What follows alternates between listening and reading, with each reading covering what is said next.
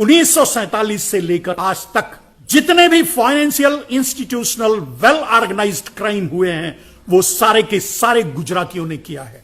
जितने दलाल थे, मुगलों के दलाल भी गुजराती थे, अंग्रेजों के दलाल भी गुजराती थे। 90% ब्लैक मनी किसी के पास है तो वो गुजरातियों के पास है। बैंकों से फ्रॉड 90% गुजरातियों ने किया है।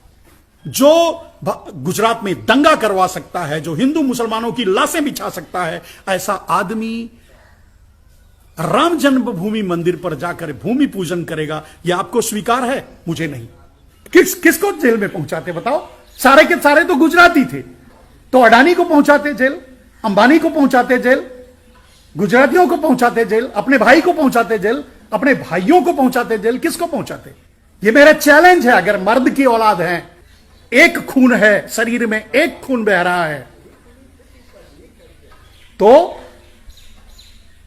आज भी उस काले धन की लिस्ट लेकर के पब्लिक के सामने आए।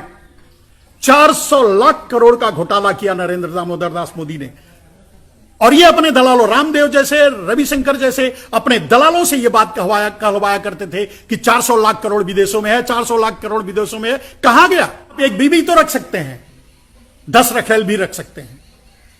ये बताइएगा। यानी ये हमेशा दलाली का काम किया करते थे। व्यापारी थे, जैसा कि नरेंद्र मोदी ने कहा कि उनके खून में व्यापार है।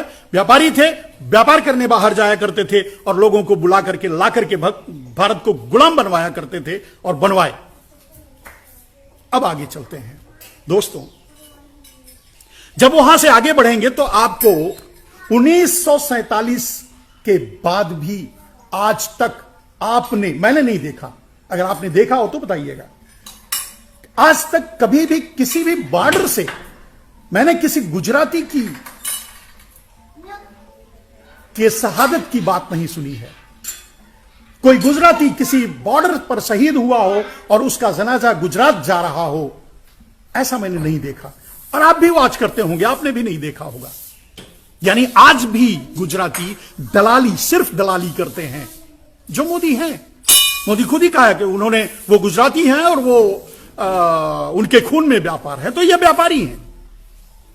ये सिर्फ दलाली कर सकते हैं। व्यापारी दलाली कर सकता है, क्रांति नहीं कर सकता, परिवर्तन नहीं कर सकता, देश नहीं चला सकता। जो आज आप झेल रहे हैं, जिस समस्या से आप जूझ रहे हैं, तो आज तक भी कभी भी किसी भी बॉर्डर से आपने किसी शहीद का जनाजा जाते गुजरात नहीं देखा होगा। यह मेरा मानना है। और आप देख भी रहे हैं, आए दिन हमारे सैनिक शहीद हो रहे हैं, कश्मीर से लेकर कन्याकुमारी से, राम से लेकर रहीम तक। लेकिन उसमें आपको कोई मोदी, कोई शाह, कोई पारेख, कोई मेहता, कोई चौकसी नहीं मिलेगा, आज भी और इतिहास में भी।